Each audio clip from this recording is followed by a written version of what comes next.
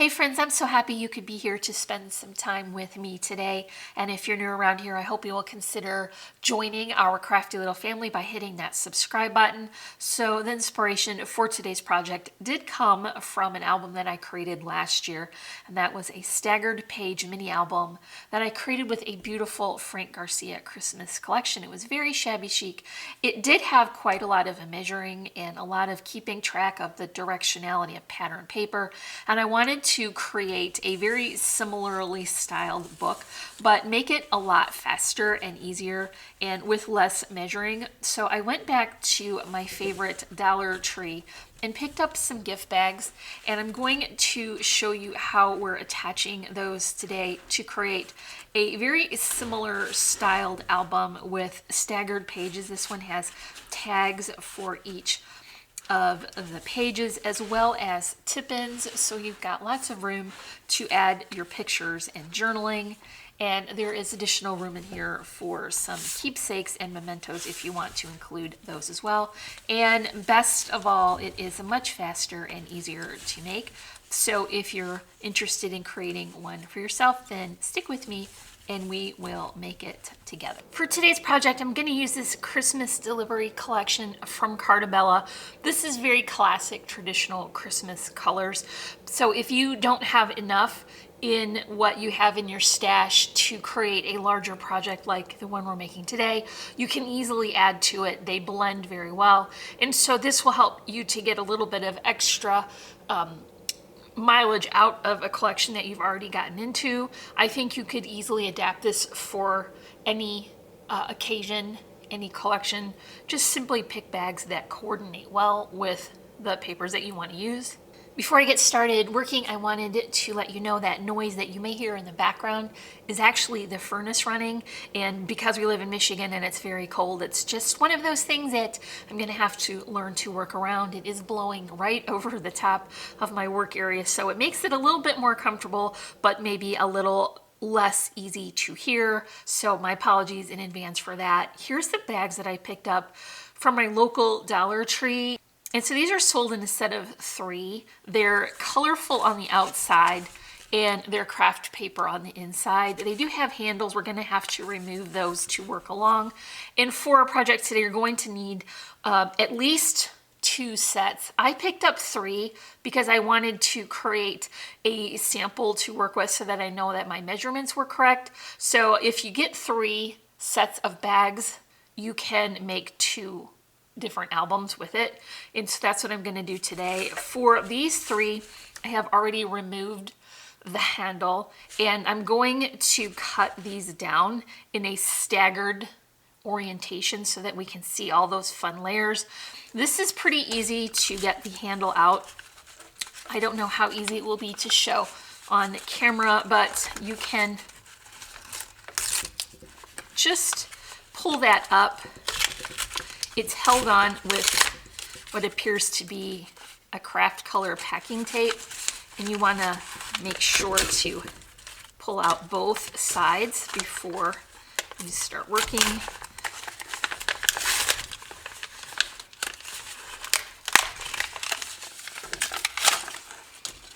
So when you have your bags ready to make your albums, you will want to create each album with 4 bags and then 1 bag additional for some pieces that you will use to attach these bags together. And so because I mismeasured something, I'm going to have to utilize one of these bags as a page, and then I use my scraps to make my binding. But I just wanted to share with you very quickly how you would arrive at getting this free from the bag. You would just run your scissors right down along that seam and clip that out, and then along the back, and then we'll give you enough paper to create the binding.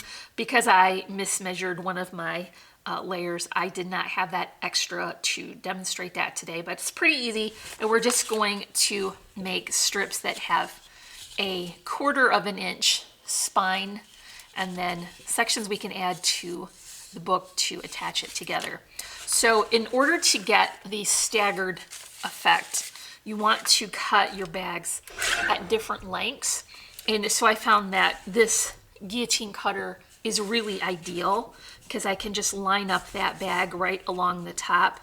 Now, due to the imperfect nature of mass-produced folded things, they're not going to be perfect, and you just need to embrace that for this project. I think that it definitely outweighs the expense and work of creating your own base out of cardstock and doing all the scoring. So for me, it's definitely worth it, and I can live with the imperfection because I know the fun part is putting all the pattern papers on.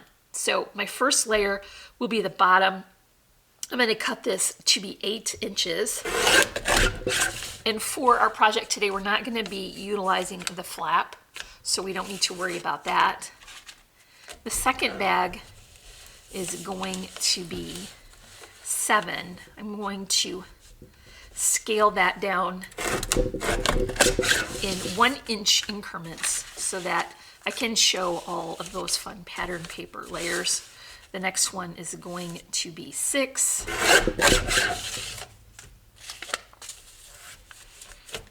And then the next one is 5. This is going to be the cover. And I want it to be large enough so that we can put our fun embellishing on. So when you have these all lined up, you'll see you get that fun staggered effect. And you could create your binding from this portion as well, but you'll have to work around the adhesive, which I don't think would be a big deal, but that way you could save having to use a whole additional bag to make your binding pieces. Okay, that's all we need from that cutter, and you can see I've got my pages all ready to adhere. We're going to need 3 of these pieces that I have scored with 1/4 inch for the spine, and I have already added some double-sided adhesive to this. Definitely a place where you want to use your 2 glue combo just so that each of these layers will be well secured.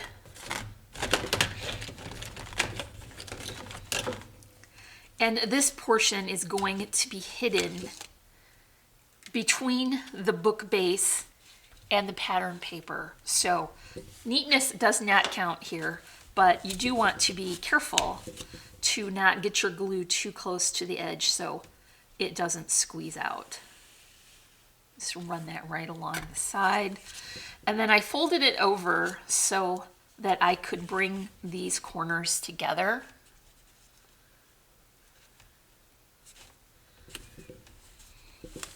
And that adhesive tape will hold it in place while the glue sets up so we can continue to work along.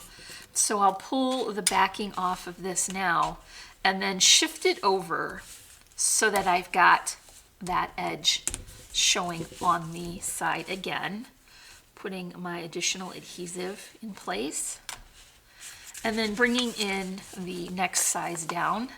So it's just a simple matter of bringing these corners together and making sure that it's straight across the bottom. And you will continue to work along in just that way until you have attached all 4 of these pieces together. I'll just go ahead and speed up this process and add a little bit of music so that we can see all of these pieces come together.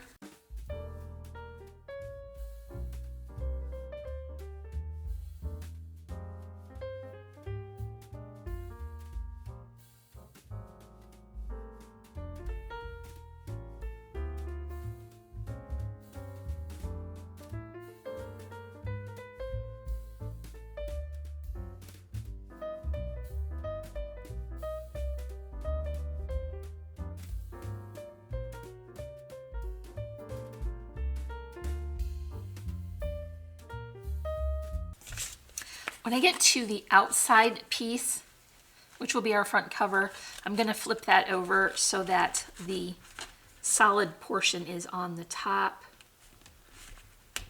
And then once I bring all of those layers together, that spine will be done. This would be a good time to check that you don't need to trim off any excess, which I do because I didn't measure one as well as I could have. So you can decide to cover this spine if you want to, but I'm going to treat this as a design feature because the inside of that bag has that craft color, so you are going to get a little bit of pattern. So I'm going to leave mine as is because I think it makes a nice design feature, and it will be well filled, so it will be well supported on the end. You could also tie a ribbon if you wanted to and put some additional trimmings on that. So now that we have our base ready, probably want to come in and just trim off a little bit of this corner on each side to reduce a little bit of that bulk on the seam. Some of them were not too bad, and I'll probably do the same thing on this side as well. And so now this little book is ready to have the pattern papers added. I'm going to start by turning this to the first set of pages on the inside, and I've got my pattern paper trimmed to be 5 3/8 by 5 7/8 for this layer, and I've alternated the patterns as I work along so that it looks like very nice layering patterns. So I'm just going to add this right to this bag. There will be a little bit of that border showing, and so this is really nice thick paper.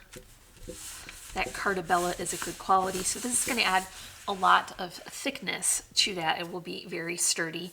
Remember that we have that portion in the middle not to cover, so shift it over and get it lined up with the outside. So for the left hand side, I want to add some tip-ins, and this collection came with really fun images for the cutter parts, as well as cutter parts that had some negative space. So I feel like this is a really good place if you want to add journaling right to that card.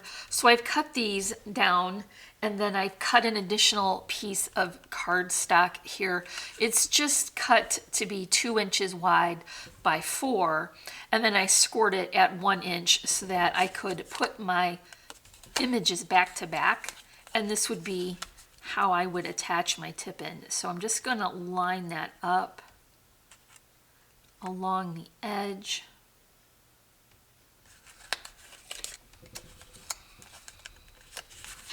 And then make sure I've got my upsides right, and then attach this over here. If there's any trimming that needs to be done, you want to leave that for the outside edges. It makes it a lot easier. I think that actually doesn't look too bad. Maybe I want to get just a little bit of this edge off to make sure that I've got it precisely cut along the edge. So now I can add this to the pattern paper for this side. This is going to be 5 3/8 by 4 7/8, and I'm just going to wrap that around.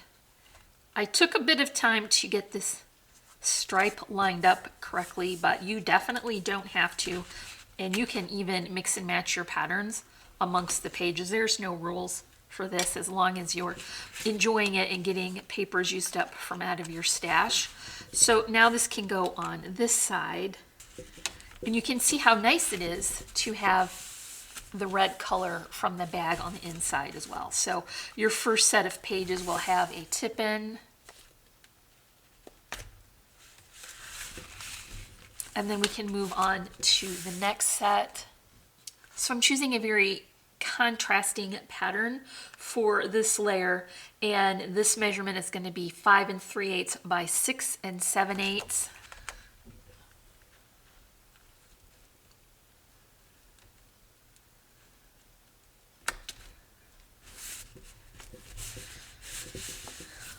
And for this side, the final measurement should be 5 3/8 by 5 7/8, but I found on this pattern I needed to join a couple of layers to fill in the amount of space. So I'll put the first piece in, and then I was able to utilize an offcut from the first set of pages so that I could get that layering pattern in. And that helps to stretch. Remember, now this is going to be more than 12 inches, so you'll have to use your paper accordingly, even if you have to put some layering on. I'm going to add another tip in, just as I did for the first set of pages. Get this lined up along the outside edge. I like those two wood grains together on that, and then there's room for journaling on the inside. So let's do the last set of pages on the inside. So for this last set of pages, my measurement is going to be 5 3/8 by 7 7/8. And I'll just add this to the back.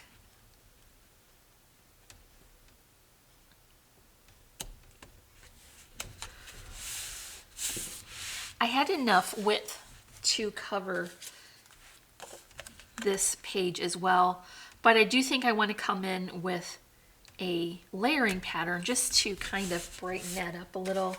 So I went ahead and cut some more of those offcuts, and then I've also got my tip in prepared.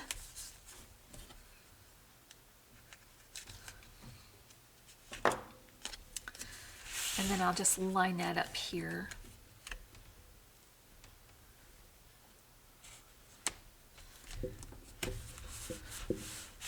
For the back cover, I do want to have this finish with the pattern paper as well. So this is going to be the same measurement as on the inside. It's 5 3/8 by 7 7/8.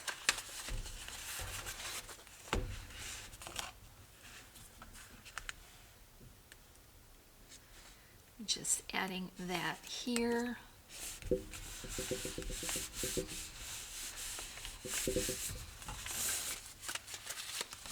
See how nice and thick that's getting already? Okay, so the next thing I want to do is add some trim to a couple of these pages before I finish wrapping it with the ribbon. What I want to do is bring in this beautiful pom-pom trim. Off camera, I did double this over and attach it so that I could get a better volume of poms in the width that I had to work with. And this also helps me to center this on my book so that I can end and have a palm on each side. So I'll just go ahead and add that with my hot glue. I think it's best if you don't try to go all the way across in one go so that it doesn't cool too much while you're adding your trim. So I will just continue putting a little bit on and then working my way across.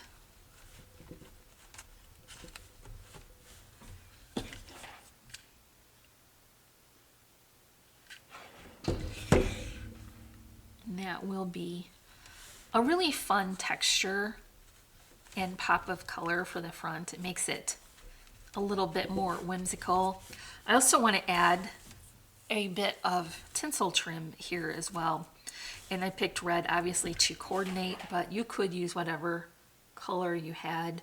This one's a little bit harder to do in sections, so I'm going to work as quickly as I can and just push that right into that hot glue so that it will saturate through the texture and it will be well adhered. Then I can just come in and clip the excess off by measuring it from the back.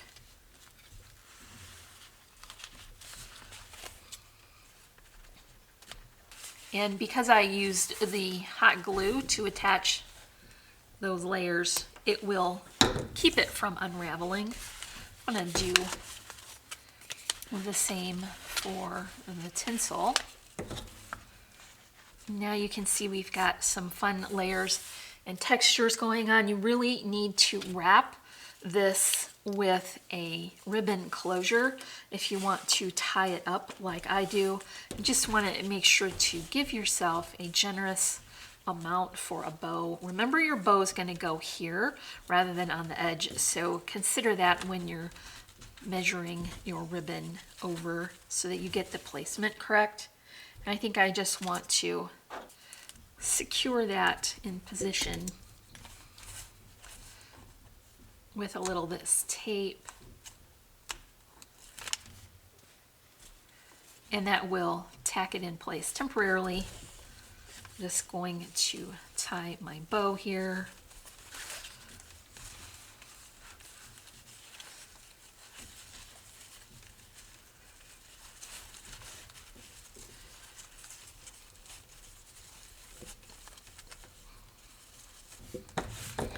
I can come back in and trim that later if I decide that I've got too much. But now I can continue to work along on the cover. So I've got a couple of layers of that pattern paper for my cover. This is going to be 5 3/8 by 4 7/8. And this is going to capture that ribbon and hold it securely. And then I did want to add a layering pattern as well, some of the offcuts from the last page, and this is just gonna go right along the bottom there. And then I do have a doily cut just from a crisp white cardstock. It's going right and higher than center to leave me room for my flower arrangement. And then here's another piece of that pattern paper cut with a circular die so that I could bring a little bit more of that bright red to the front. And then my image is from the sticker sheet. I just clipped that out on, I just added that to a piece of sturdy white cardstock, clipped that out, and then added my foam spacers behind that.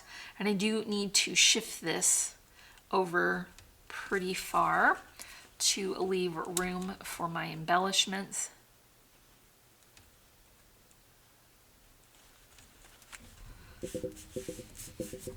So I have my flowers prepared. This is a combination of Little Birdie Crafts along with the white lotus flower that I pick up from Really Reasonable Ribbon. I did swap out the center for something that would coordinate a little better. I finished off this arrangement with die cut leaves in 2 different shades and shapes, and then a little bit of netting and some twine. And I'm just going to anchor this all the way to the edge there, and this will help to fill in that corner. I'm going to add that with hot glue just so that I know it's well secured. I have my snowflake charms tied together so that I can get them positioned exactly where I want. Adding a little bit of hot glue there and pressing the strings into it. I'll remove the excess and cover those cut strings with a button. I do have some sequins to add, but there is one more thing that we need to add before we get to that last step. So because we've cut our bags here shorter, that's leaving us with pockets on each of the bags, and I wanted to fill those in with some tags that have some additional space for finishing as well as added sturdiness and thickness. So I just cut my pattern paper and added it to 110-pound cardstock so it would be very sturdy. It is tempting to cut those tags to go all the way across, but it will get snug if you get too far in. So you do have to kind of decide how far over you can pull these in and out easily. And because this bag opens up a little, you don't really need tabs on the outside. You can reach in there and get that. So this last tag is going to be 5 inches high by 6 inches wide, and the pattern paper is 4 7/8 by 5 7/8. And that will go in our last pocket. And just slide that in there. Easy to get in and out. This next tag is still 5 inches high, but it is also 5 inches wide. The pattern paper is 4 7/8 by 4 7/8, and that's going to go into the next pocket down. You can see how much sturdiness that adds to the page as well. This next tag still 5, but now 4.5 inches wide. So the pattern paper is 4 7/8 by 4 3/8.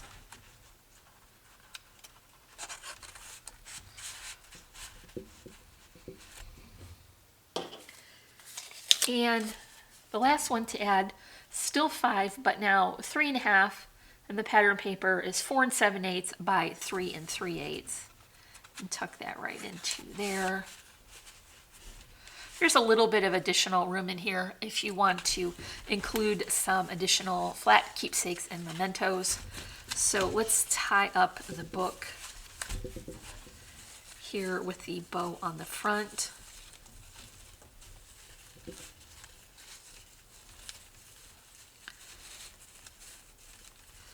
I think maybe I do want to trim a little bit of that excess off, just so that it isn't quite so long on the tails. Cutting that at an angle to keep them from fraying. And now I can add those sequins. So the best way to attach those, I think, is with that tombow. And I think that will be easier to see down here on the bottom against that darker green that doesn't have quite as much contrast. So that's going to be it for our staggered page mini album created with gift bags from the Dollar Tree. I hope that you all enjoyed this version of it, and if you're interested in seeing the one I created last year, I'll drop a link at the top of the description so you can check that out. You can also find links for our social media sites in the description as well. And if you're not already, I would love for you to subscribe. As always, I'm wishing you a happy and productive day, and I thank you so much for watching. Bye.